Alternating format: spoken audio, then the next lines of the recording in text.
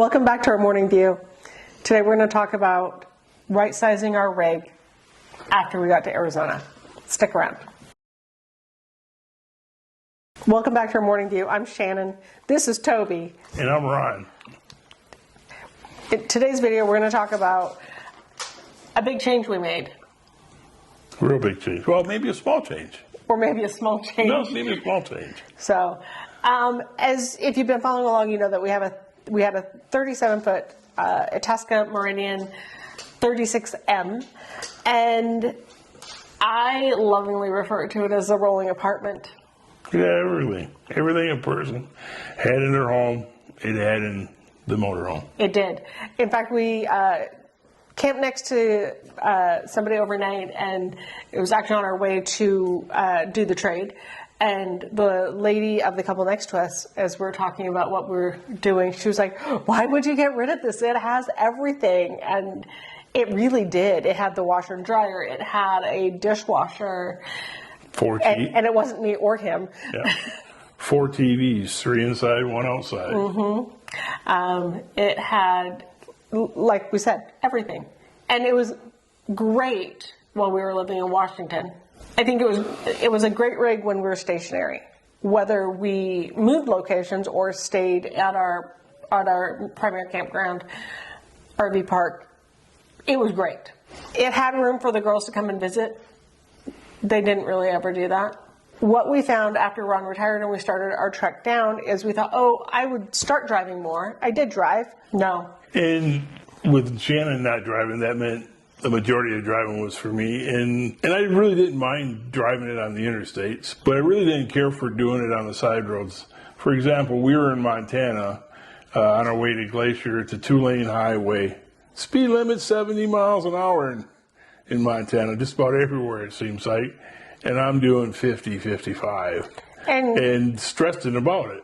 And we did use the RV GPS. And it would route us that way, and right. So it was an RV safe route, but I'd have 6 or 7 cars behind me, and there's no place for me to turn out. I didn't like it. I said, hey, let's stop at Tillamook, and that created like a lot of stress on, could we stop at Tillamook? We were about 65 feet long total with the Jeep behind us, so you need a little bit of room to get in and out. You can stop at Tillamook. They have RV. They do. They got lots of it. Yeah. There was just a lot of things that came up that were challenging and not the challenges we wanted to face. And so I think when you watch any amount of YouTubers, you're picking your pain point and you're picking what you're willing to manage. And while we love the rolling apartment, we had started this discussion back in May, even before we left Washington, that maybe 38 feet was too big for us. And so if you're towing that or you're doing that, good on you. It's not for us. We decided that maybe we needed to go smaller, and we looked back years and years ago when the kids were small. We had a truck camper, 9.5-foot slide in the back of the truck camper. And although it was small, it was probably the best RV we ever had. We did, and we'd had a few by that time. Yeah, we'd had a travel trailer that we rented from the Navy. We had a 5th wheel. Then we went to the truck camper, and we enjoyed the truck camper because it was so nimble. I used to say, as long as I can park it, I can camp. And that was a true statement. Yeah, and we don't always like to plan, and so we were able to last minute sleep places. We were able to take it into Yellowstone with us and stay in the national park because it's a trek. Not a lot of the national parks won't let you in if you're over 30 feet.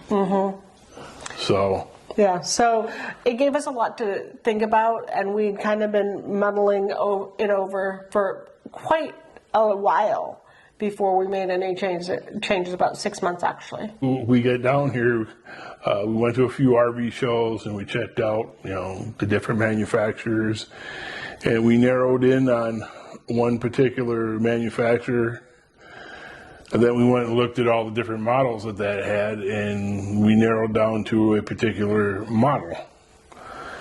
And so I went on the hunt, and I found one in Lubbock, Texas. I called them up, and we sort of made a deal on the phone and loaded up the motorhome and headed to Texas. And interestingly enough, as we were heading over, We were looking for RV parks, and we only called 2, and neither one had room, but both of them commented if we were 25 foot, they had room for us. I'm like, well, if you wait a day, we will. When we got to Lubbock, Texas, we headed to the dealership and picked up a 2020 Winnebago Navion 24V. It's a Class C motorhome that's just a little bit bigger than a B+, but a little bit smaller than a C. It has a little cult following that we've come to find after we found it. I thought I wanted a 24D. That is the Navion model that has the Murphy bed in it and a dinette usually.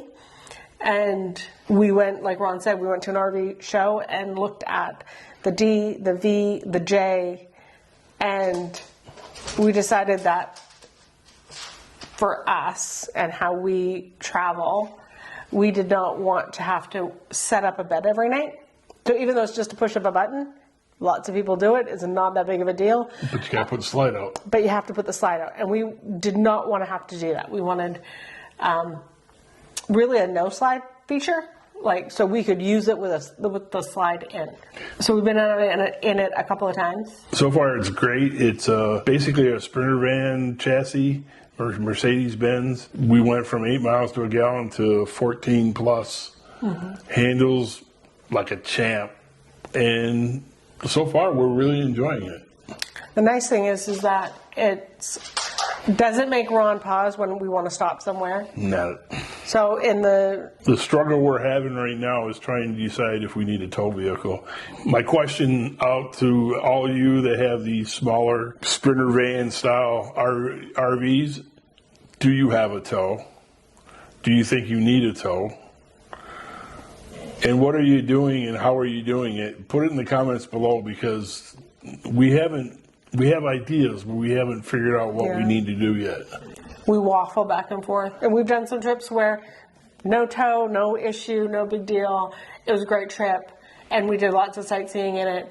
And then we've had trips where we had no tow and it was not as great a trip. Well, that's the real big news for us. If you haven't subscribed, please subscribe. We greatly appreciate it. Remember to hit the like button, the comment button, and share with your friends.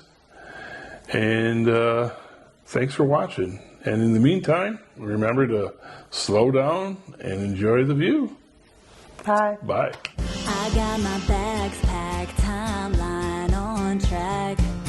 My winter coat stuck in the closet way back.